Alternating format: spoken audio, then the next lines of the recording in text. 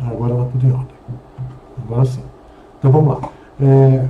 Essa semana, né, a gente estruturou isso aqui. É uma semana da pequena empresa de sucesso. Então, como que vai funcionar isso aqui? Uma semana de muito conteúdo para orientar o dono de pequenas empresas nos desafios do dia a dia. Aqui vamos tratar de assuntos que você sempre teve vontade de perguntar e às vezes não teve oportunidade ou coragem de a quem perguntar, né?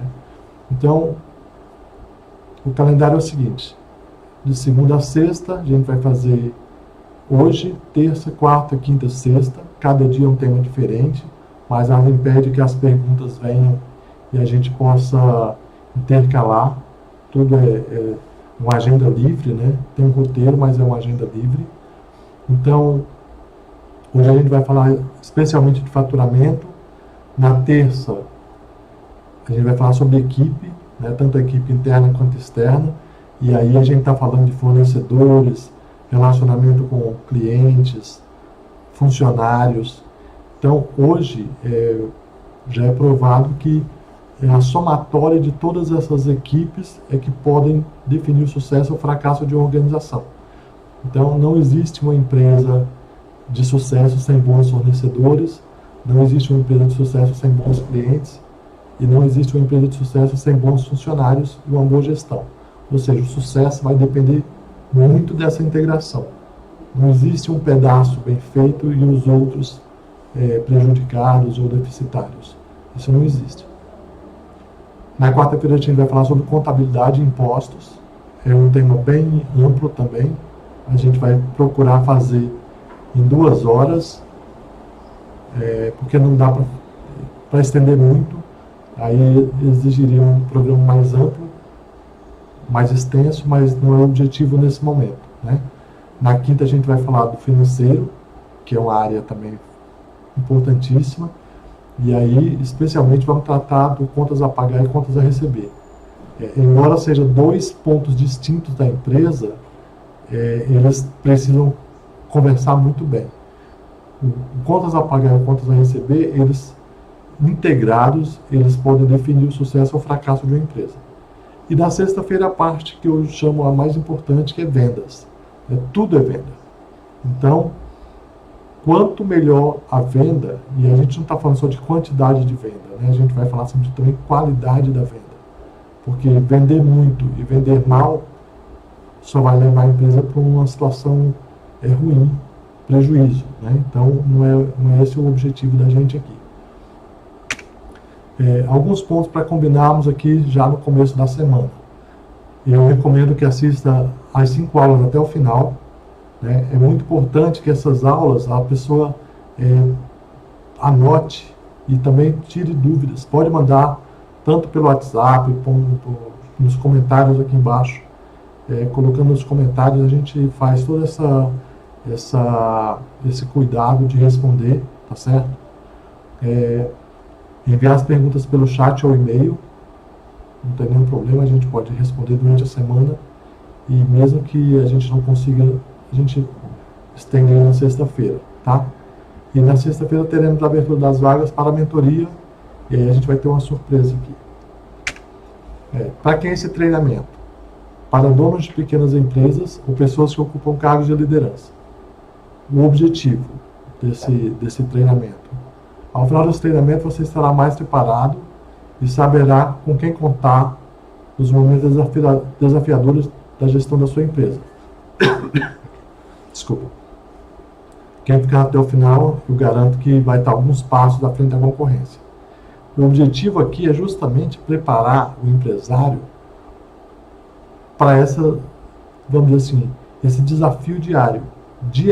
A empresa não tem sossego, né? Não tem limites. Os desafios eles acontecem todos os dias e desafios diferentes.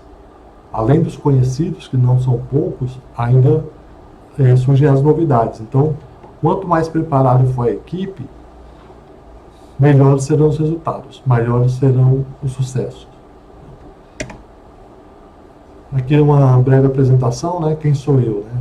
João Leles, contador, larga experiência em empresas de pequeno, médio e grande porte, né? Já trabalhei desde trabalhei com SA durante muito tempo e depois eu fui me especializando mais nas pequenas. Me senti mais confortável e eu acho mais próximo o relacionamento com as pequenas empresas. E acabei me dedicando a essa área. Diversas certificações, Senac, OAB, CRC, Facebook. Então, as certificações eu procuro renovar todos os anos e sempre me atualizando e trazendo conhecimento para as empresas, né? Pouca gente gosta de estudar, essa que é a verdade. Pouca gente gosta de estudar. Mas eu gosto de estudar e gosto de compartilhar o conhecimento. Essa é uma parte minha, né? Lá em experiência em atendimento a empresas de diversos ramos de atividade. Eu já trabalhei em diversos ramos. Quando eu era jovem, eu procurava mudar de ramo, procurava mudar de emprego. Também era outra história, né? Naquela época sobrava emprego, então a gente podia escolher em que tipo de empresa eu queria trabalhar. Não tinha essa dificuldade que tem sido nos últimos anos com o desemprego. Especialista em imposto de renda de pessoa física e pessoa jurídica. Essa parte é muito interessante também porque o imposto de renda, tanto da pessoa física quanto da pessoa jurídica, se bem construídos, ajudam muito no desenvolvimento de uma organização. E exatamente por desconhecer essa conjunção, né, do imposto de renda da pessoa física e da jurídica, algumas empresas vivem vivem descasado. O patrimônio da pessoa física é descasado da pessoa jurídica. Às vezes a jurídica tem um patrimônio grande e a física tem um patrimônio deficitário, ou vice-versa, né? O empresário tem um patrimônio grande e a empresa tem um patrimônio deficitário. Quando dá para se fazer um casamento bem interessante, onde os dois lados saem ganhando. Essa é uma recomendação que eu faço sempre. E eu tenho procurado sempre esclarecer, porque as pessoas em geral têm muita dúvida. O pessoal tem muito medo do imposto de renda, e esse medo é fruto do desconhecimento. Imposto de renda é quanto mais você conhece, mais tranquilo você fica. Então fica aqui a dica. Então, por que resolvemos criar a Semana da Pequena Empresa de Sucesso? Existe uma estatística do Sebrae que é muito ruim, né? Que diz que 90% das empresas quebram em até 5 anos, fecham em até 5 anos. Esse índice não tem mudado nos últimos anos. Ele oscila para mais ou para menos, mas ele não tem reduzido. Então, quando nós resolvemos montar essa estrutura, essa mentoria, foi justamente visando fazer a nossa colaboração, a nossa contribuição naquilo que nós já conhecemos, que são os desafios, naquilo que nós já conhecemos, que são as causas dessa mortalidade. Então, nós podemos contribuir muito, porque nós já sabemos o caminho das pedras, porque nós já acompanhamos empresas que trilharam esse caminho. Então, é um diferencial do nosso trabalho. Em segundo lugar, baixo índice de profissionalização das empresas, em geral, tanto da parte operacional quanto da gestão. Isso é muito grave, porque são poucas as organizações onde as pessoas realmente estudam ou se dedicam a aprender aquela atividade que exercem. Então, por exemplo, algumas empresas, os vendedores não estudam vendas. Isso é triste, mas é verdade. A maioria das empresas, os vendedores não estudaram vendas. Não estudaram, que eu digo, não é que não fizeram faculdade de vendas. Eu estou falando, não estudaram o dia a dia, a mudança do mercado, a mudança do comportamento dos clientes, isso, a mudança das leis, né? A parte tributária hoje impacta diretamente no preço.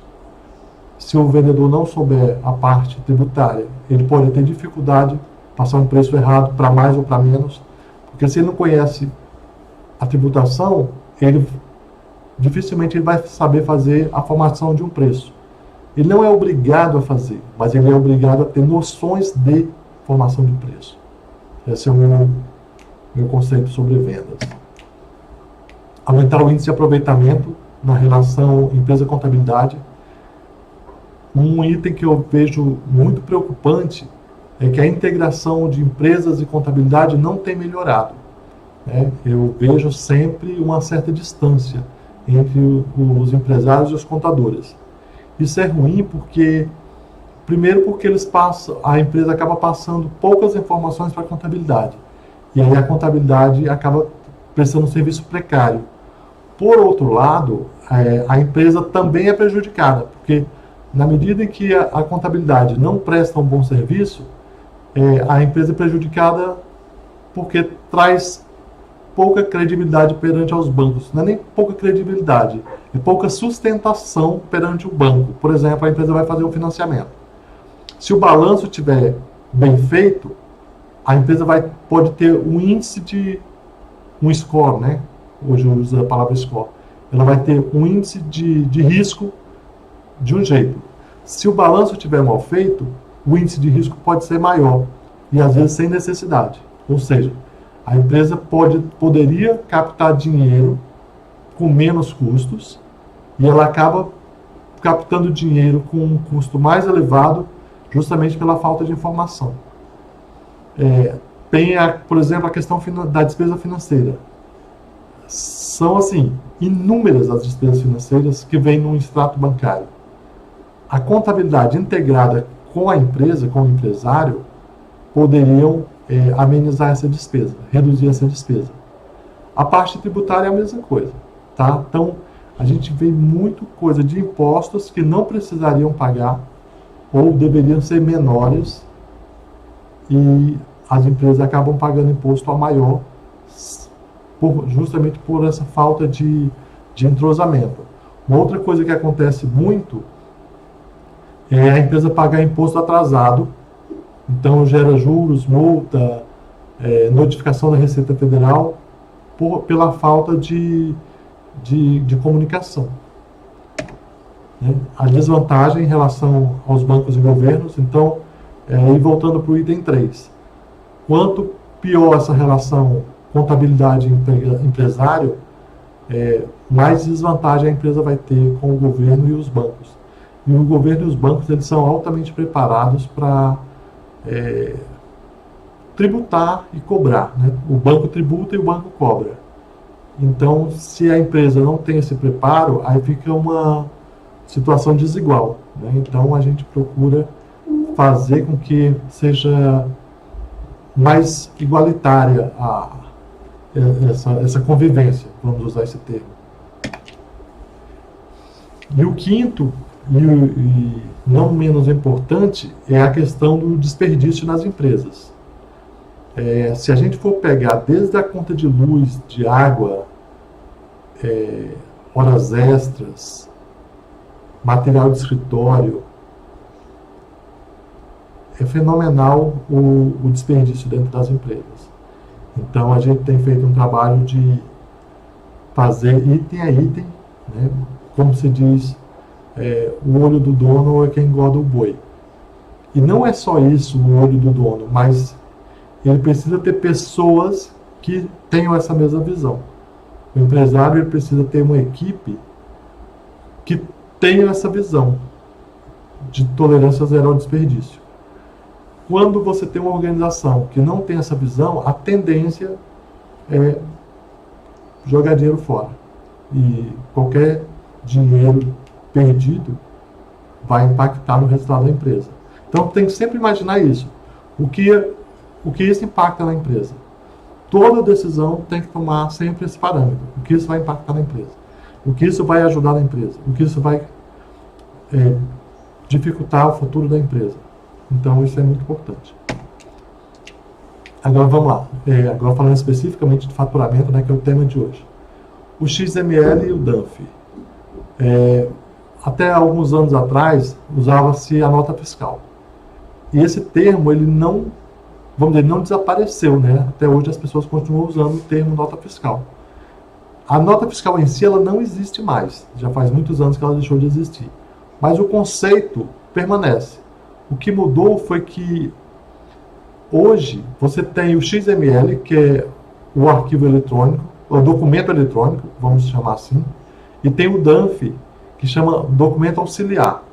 Então, o DANF é o que seria a nota fiscal em papel. E o XML é o que seria a nota fiscal digital. Então, essa nota fiscal ela vai para o governo E aí ela já vai com todas as informações lá dentro. Inclusive tem informação que tem no XML que nem aparece no DANF. Para o leigo, né? O leigo que eu digo, o usuário comum, consumidor, ele não sabe o que tem dentro de um XML. Mas o XML ele é um arquivo bem robusto, com várias informações. Eu vou tentar depois abrir um XML aqui.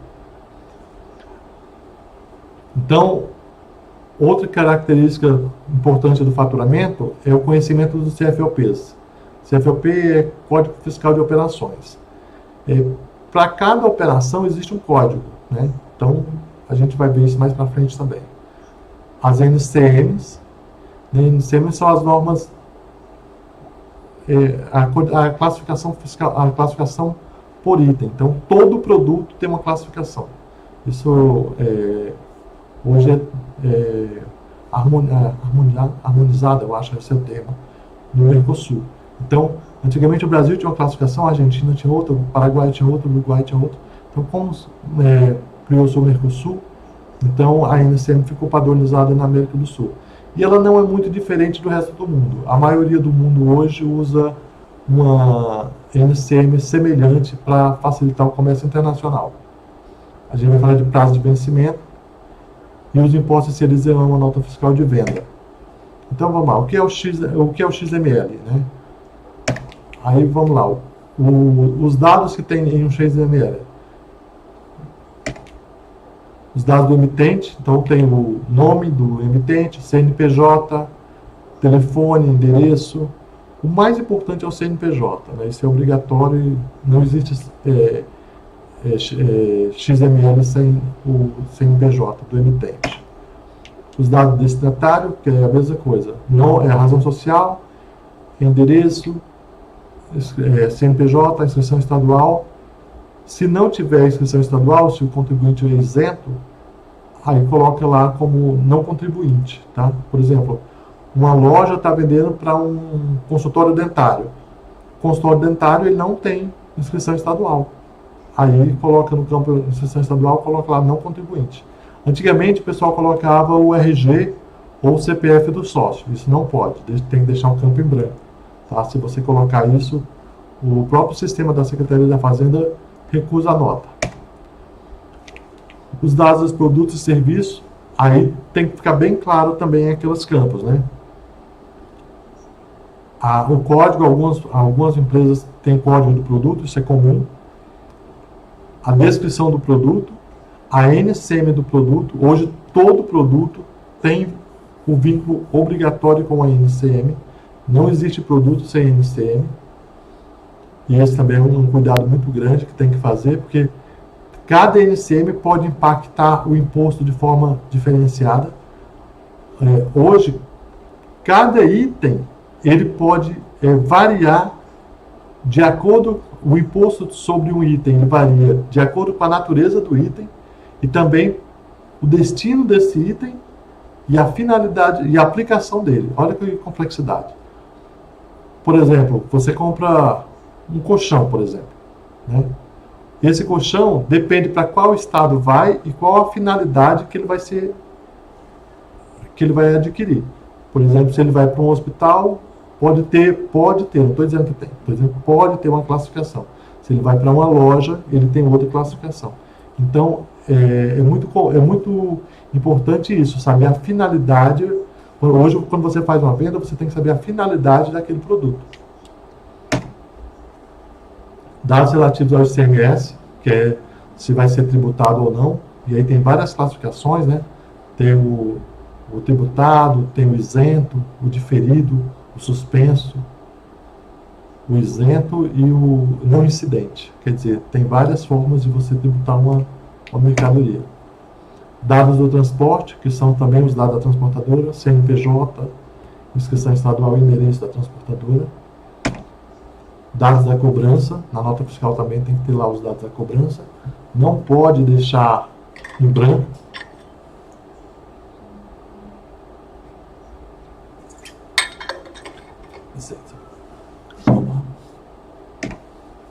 E as informações adicionais.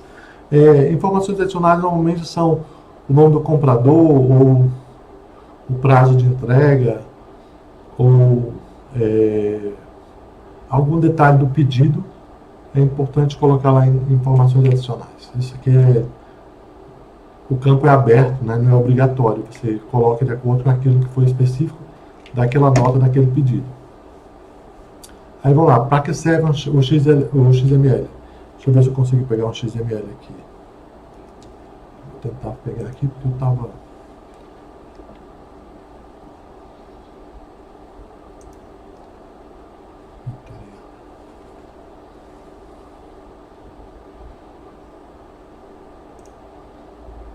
Eu acho que não vou conseguir pegar o XML aqui. Vou deixar para outro dia eu mostro o XML. Hoje eu não vou conseguir pegar o XML. Tá? O que é o DANF, né? O DANF é a nota fiscal em si, tá? Então, quando você pega uma nota fiscal, né, você vai estar lá, ela é impressa com todos os dados. Eu ia pegar um aqui, mas achei melhor não pegar por causa de confidencialidade. Quando você pega uma documentação, tem que ter cuidado com o que é confidencial. E hoje, com essa legislação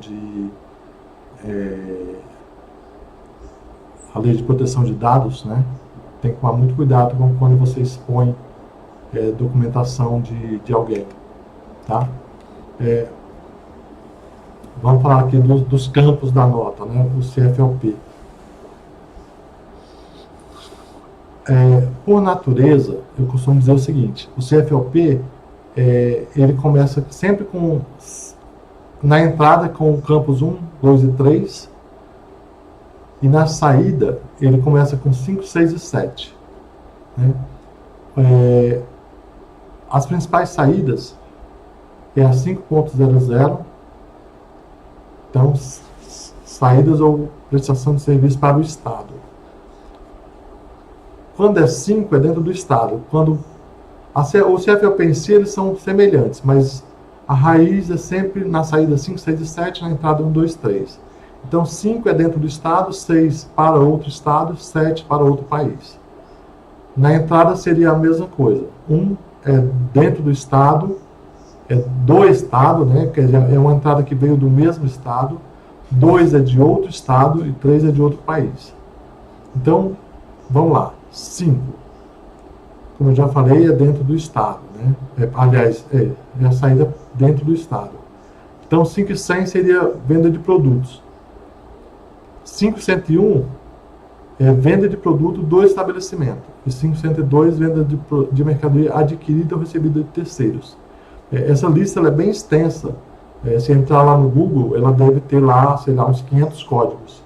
Então, eu separei só os mais comuns para falar aqui, mas só para servir como curiosidade, né?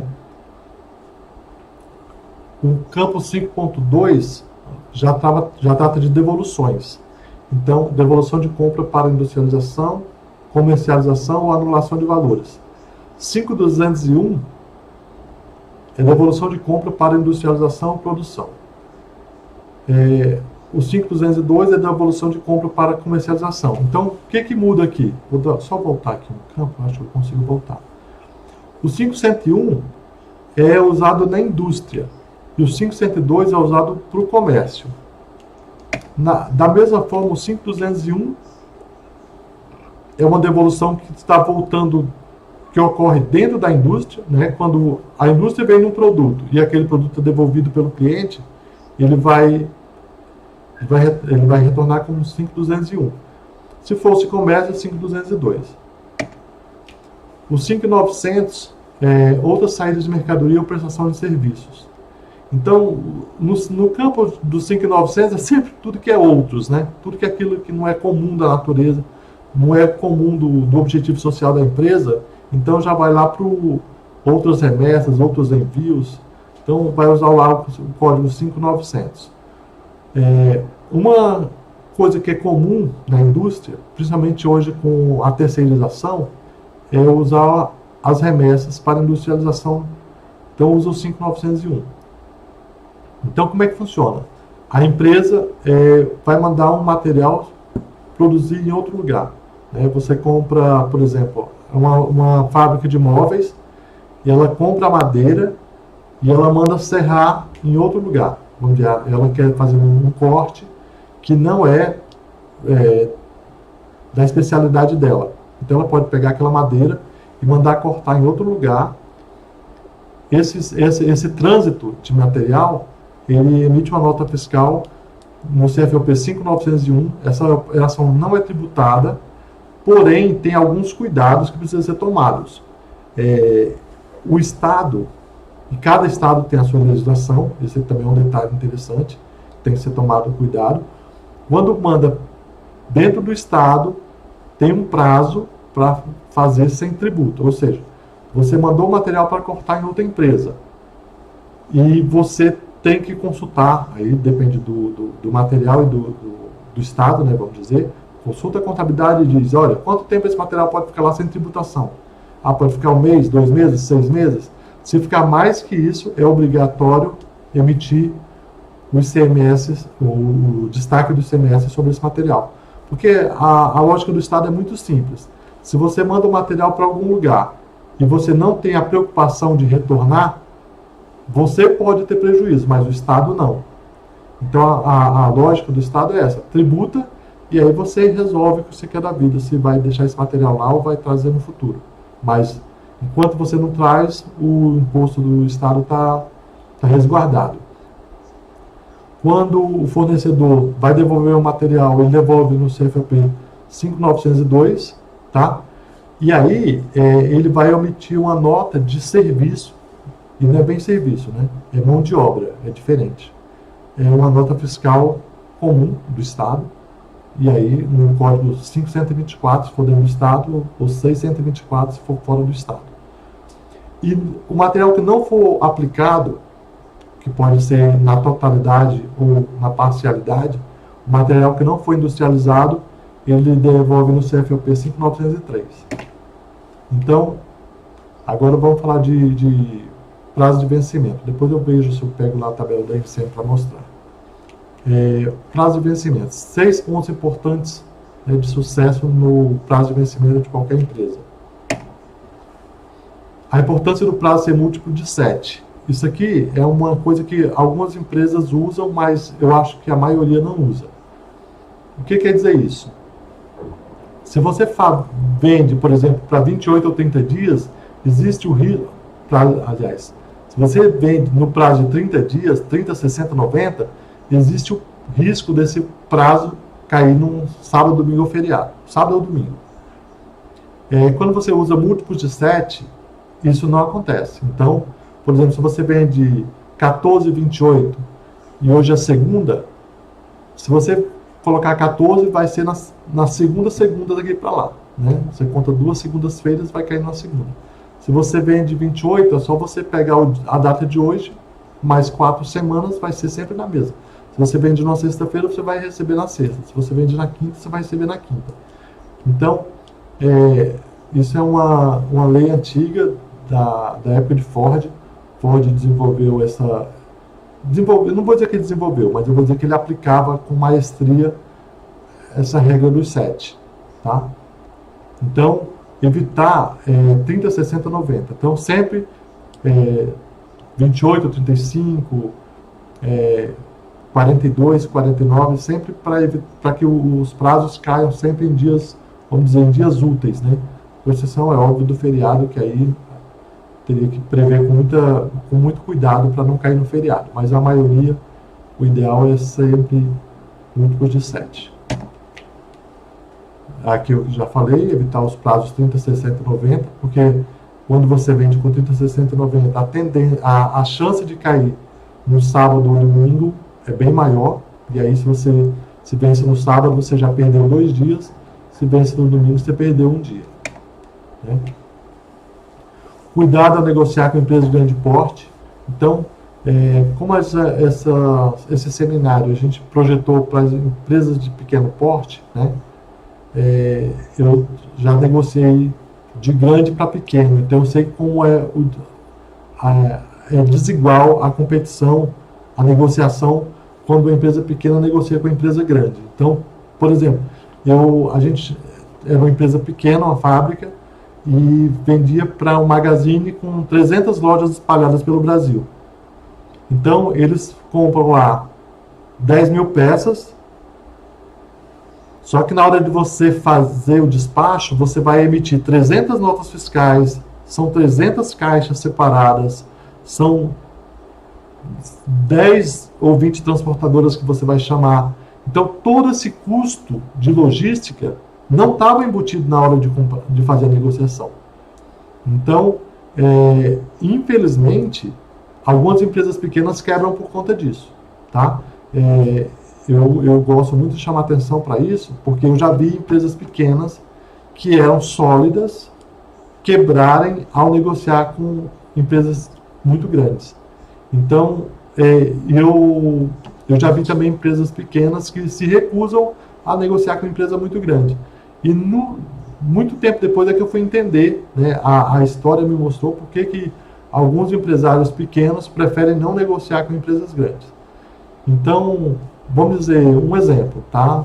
Não é o caso, mas só para comparação. Se uma empresa pequena vai negociar com Casas Bahia ou Magazine Luiza, o poder de negociação de uma empresa dessas é gigantesco. Então, a empresa pequena, ela dificilmente ela vai conseguir atender numa situação saudável a operação se ela não for muito bem estruturada. É preciso que a empresa pequena conheça de engenharia financeira para poder negociar com a empresa dessas. Aí você pode falar, pô, mas não é tão necessário assim. Eu recomendo. Para negociar com empresas grandes, né, tem que ser pessoas muito bem preparadas. Não precisa ser que tenha faculdade dessa área. Não necessariamente.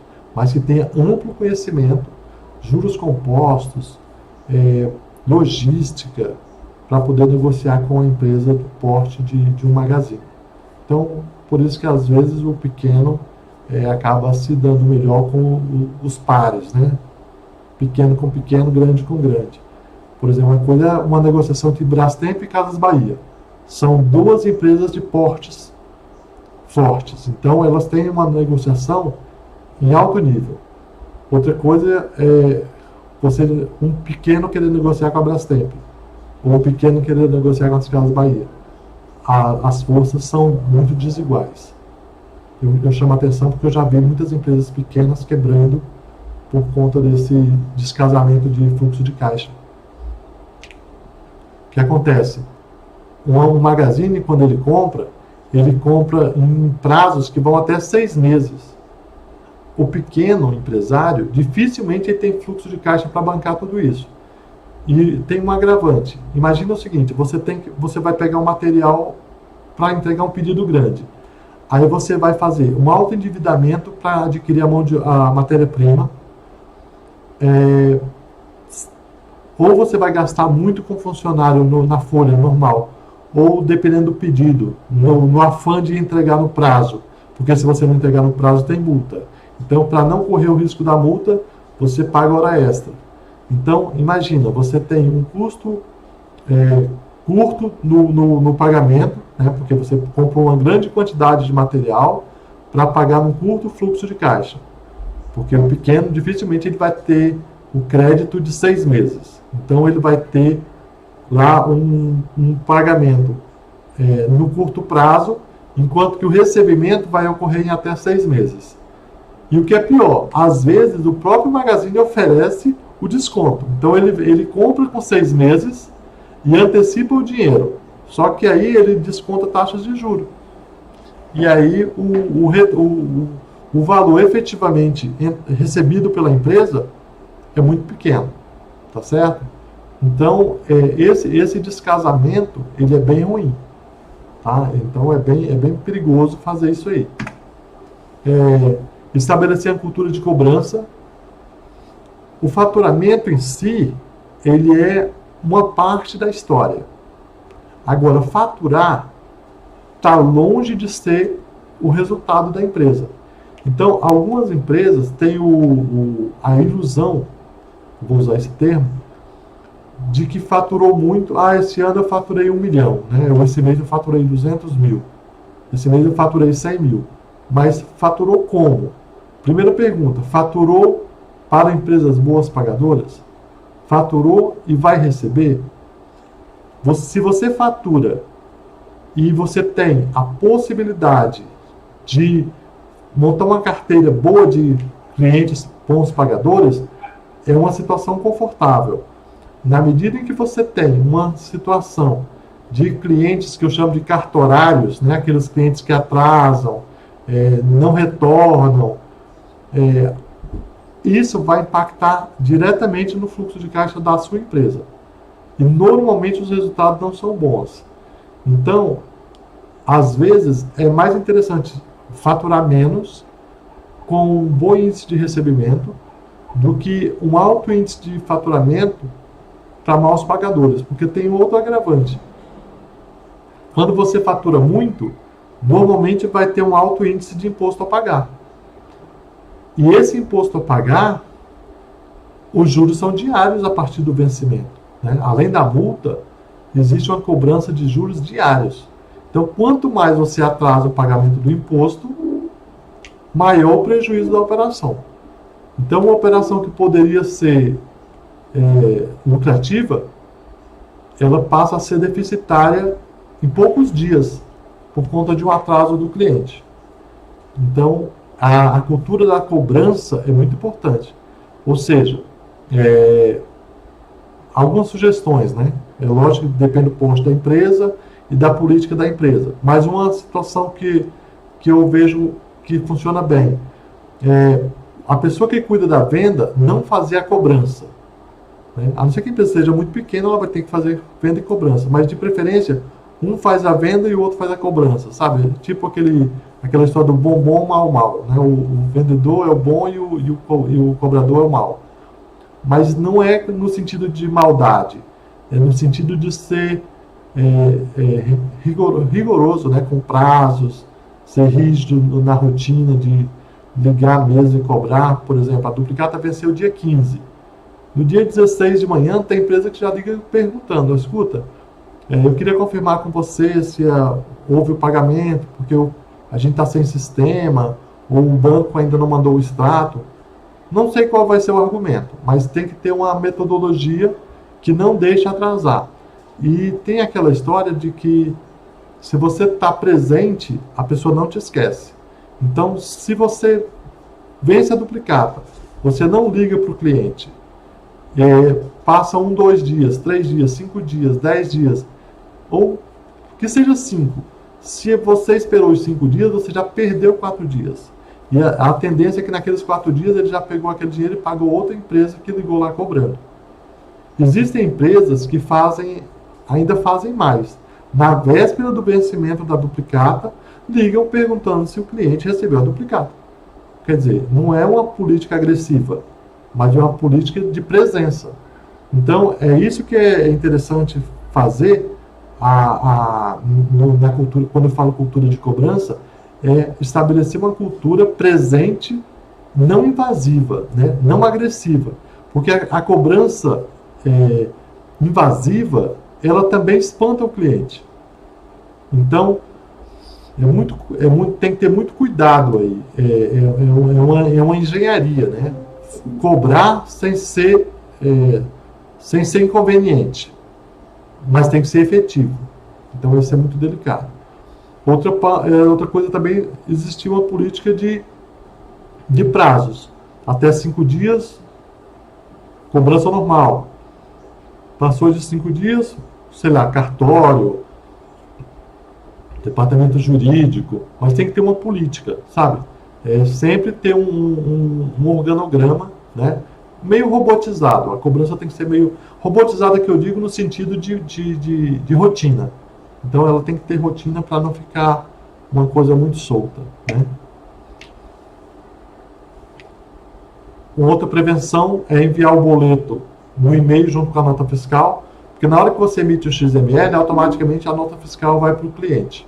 Mas é bom mandar um e-mail à parte, né? Pode ser da cobrança. A cobrança manda o boleto, manda o DANF, não precisa nem mandar o XML, mas se quiser manda. XML, DANF e boleto. Criar o vínculo de presença mesmo. Aí eu acho que criam como se fosse um vínculo de amizade. E sempre que você manda a nota, já manda o boleto junto, já confirma o recebimento. Fazer um pós-venda mas com o intuito de marcar presença, marcar território para garantir o recebimento. Isso aqui é uma política interessante também que a indústria automobilística usa muito. Então, é uma lei muito antiga da indústria automobilística. Não é à toa que a indústria automobilística não vou dizer que ela é vencedora, mas ela é consolidada no mundo inteiro, porque ela usa políticas semelhantes, né? Tanto na China, nos Estados Unidos, no Japão, no Brasil, lógico, variando de país para país, mas dentro de cada país, adaptado à cultura daquele país, eles têm um sistema de fornecimento muito forte, por isso que chama montadoras, né? No mundo estabeleceu-se o conceito de montadoras. A indústria automobilística ela tem o nome de montadora por isso, porque ela agrega todo o, vamos dizer, ela consegue consolidar todo o custo na responsabilidade de terceiros, ela consegue terceirizar todo o custo de uma operação. E para ela consegue vender em prazos que ela recebe antes do pagar ao fornecedor.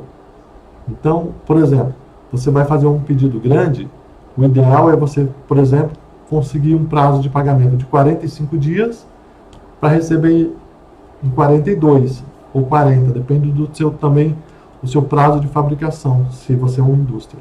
Se você é um comércio, você vai ter que fazer ali quanto tempo mais ou menos aquele material vende, né? Muitos anos atrás a gente trabalhava com uma empresa que fornecia cesta térmica para esquentar pão. Era um item de loja de presente. E tinha uma empresa lá acho que era na Penha, eles tinham um poder de caixa muito forte e a gente sempre chegava lá, por exemplo, eu chegava lá com 50 unidades e eles pagavam à vista. Então eles pagavam um preço razoável, né? Só que eles pagavam à vista. Isso ajudava para nós, facilitava muito o nosso fluxo de caixa, porque a gente, né, recebia à vista, tinha aquele tempo ali para pagar os fornecedores, e ao mesmo tempo a gente conseguia fazer sempre boas negociações, mesmo quando era prazo. Então, se você consegue vender em prazos, vamos dizer assim, que eu digo orgânicos, né? Prazos orgânicos que não sacrifiquem o caixa da empresa, é sempre o ideal, porque aí você vai ter o recebimento, retroalimentando o fluxo de caixa e depois você pagar o fornecedor. Esse é o modelo ideal. É óbvio que isso não é tão fácil. É óbvio que isso não é o comum, não é o dia a dia. Mas é o que toda empresa precisa buscar, né? Agora vamos aqui aos impostos inseridos em uma nota fiscal. Basicamente a gente tem o ICMS, né? O ICMS é interessante porque o Brasil é cheio de coisas diferentes, né? Porque o ICMS, por natureza, chama Imposto sobre Circulação de Mercadoria. E aí lá, em determinado ponto, incluíram o S de serviços. Então, alguns serviços são taxados pelo Estado e não pelos municípios. Essa lógica eu nunca entendi, mas segue o fluxo. Não dá para ficar discutindo, né? É o que está na lei. Então, Imposto sobre Circulação de Mercadorias e Serviços. O IPI, Imposto sobre Produtos Industrializados, né?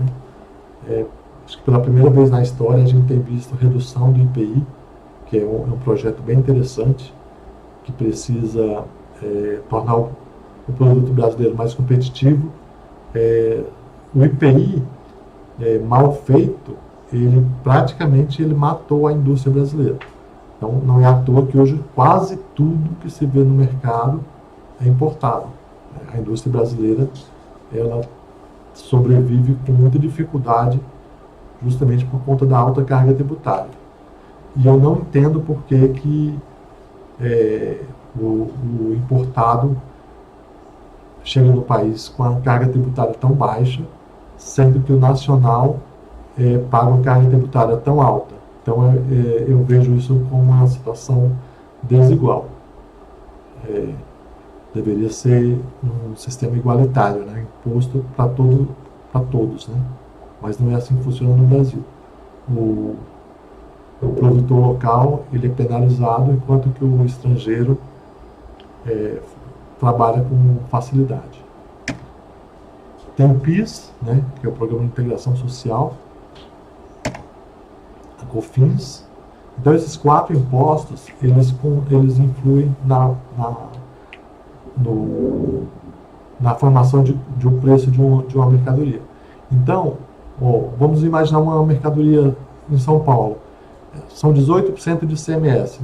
Vamos pôr um produto simples, 5% de IPI. Já são 23%. Aí o PIS e o COFINS são mais 9,5%, está 32%. Só aqui são 32%. Fora o que você tem de imposto sobre a folha de pagamento. Então, um produto qualquer, fácil, aí a gente tem uma carga tributária beirando os 40%. O Simples, ele veio para consolidar os 4, né, os 4 impostos anteriores. Na verdade, ele juntaria muito mais, que ele junta INSS também sobre folha de pagamento. Mas eu quero deixar claro que o Simples, a lei mudou o nome agora é Super Simples.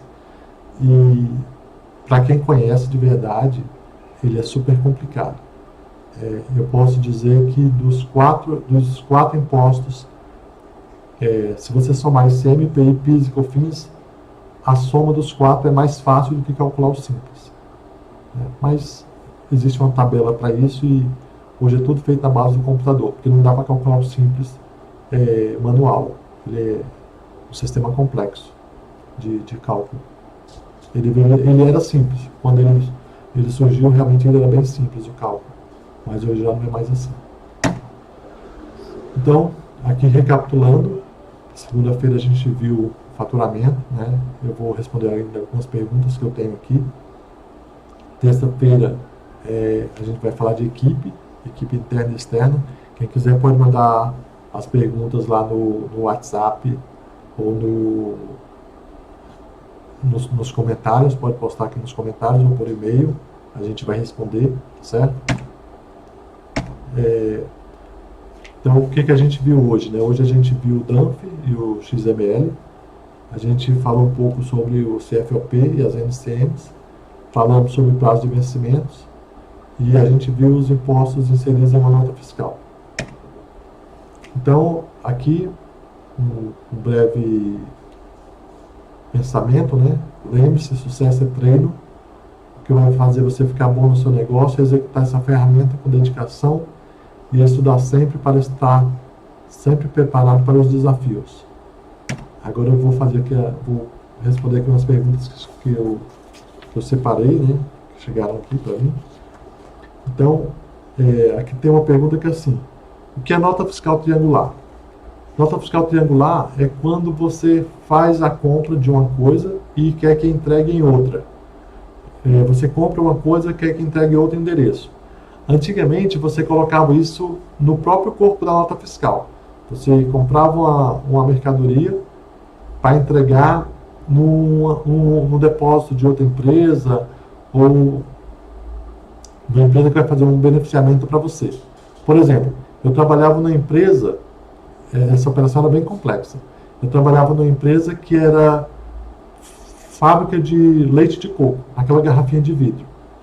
Então a gente comprava a caixa de papelão, ela passava pela CIV, que era a indústria de garrafinha. Lá eles colocavam as garrafinhas dentro da caixa de papelão e depois essas caixas de papelão iam para a nossa fábrica. Então a gente comprava 2 materiais que se intercalavam para chegar na nossa fábrica. Isso, como é que funciona na nota fiscal? Isso hoje gera uma operação triangular. Ou seja, a fábrica de papelão, ela vende a mercadoria para mim, que fabrico leite de coco, né? Também serve para água de coco. Tem um amigo que tem uma fábrica de água de coco lá no Ceará, funciona semelhante. Pega a nota, emite a nota para o fabricante do leite de coco, mas ele vai entregar lá na fábrica de garrafas. Chegando lá, aquela fábrica de garrafas, ela vai emitir uma nota fiscal para mim, das garrafas e ela vai fazer uma remessa daquele papelão que ela havia recebido. Então, a nota fiscal triangular ela funciona para isso. É quando você compra um material e não vai entregar no comprador, vai entregar em algum lugar para fazer algum serviço para o comprador. Tá? Isso é uma nota fiscal triangular. Só repetindo, antigamente você poderia escrever esses termos na nota fiscal direto. Você emitia uma nota fiscal para o cliente e no corpo você escrevia que aquele material seria entregue em outro endereço. Isso, pela legislação atual, isso não é permitido. Você tem que emitir as duas notas fiscais em separado.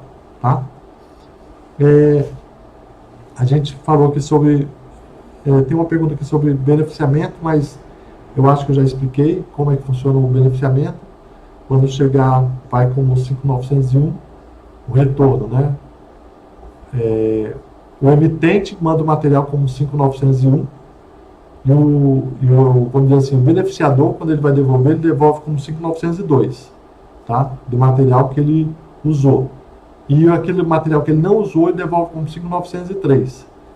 E a mão de obra do serviço executado é como 5.124. Dentro do estado de São Paulo, essa mão de obra não tem ICMS, ela paga PIS e COFINS, mas ela não paga ICMS.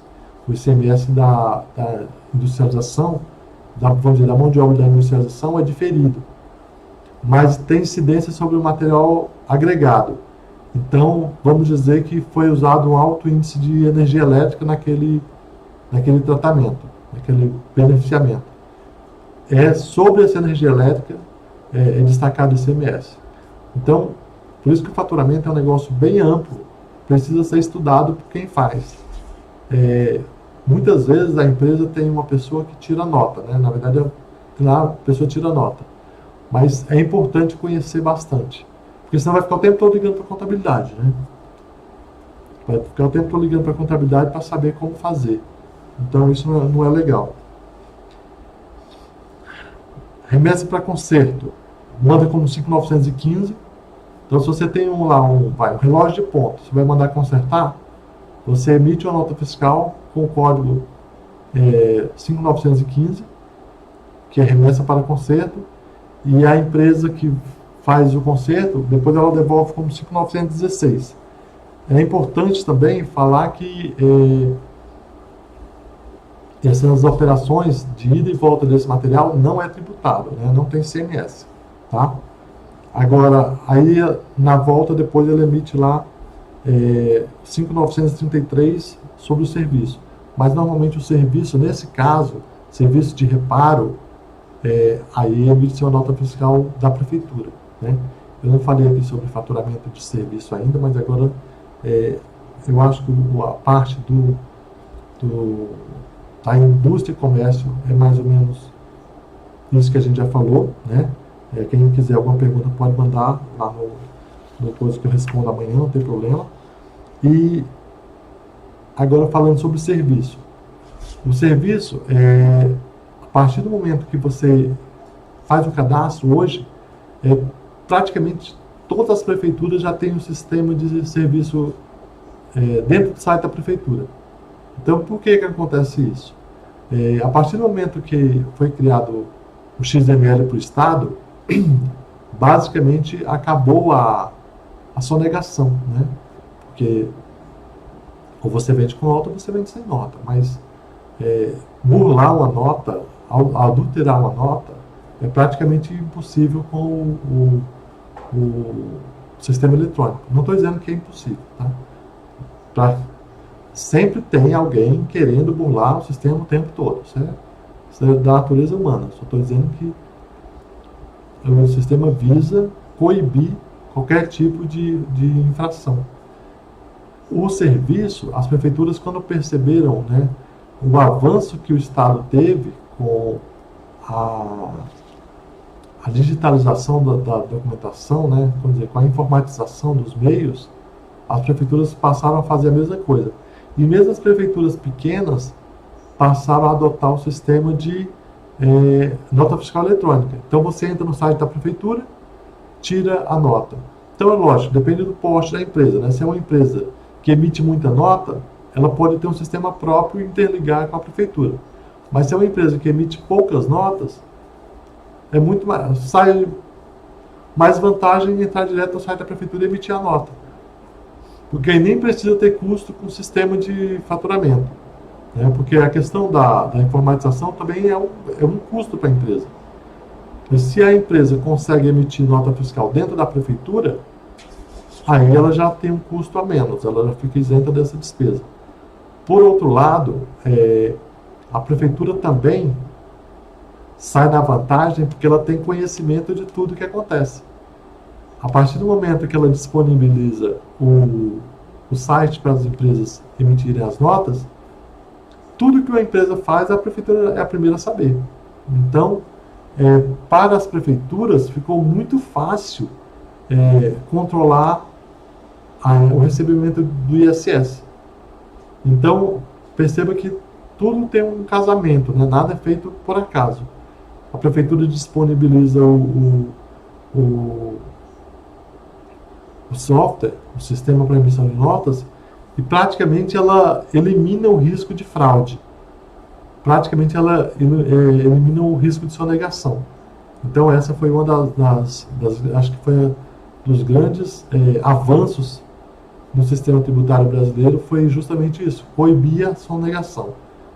Ano a ano a gente tem visto que as empresas estão se preparando para andar dentro da linha mesmo, né? Como diz o Ricardo Nunes, ele diz que uma empresa pequena é que nem uma criança aprendendo a andar.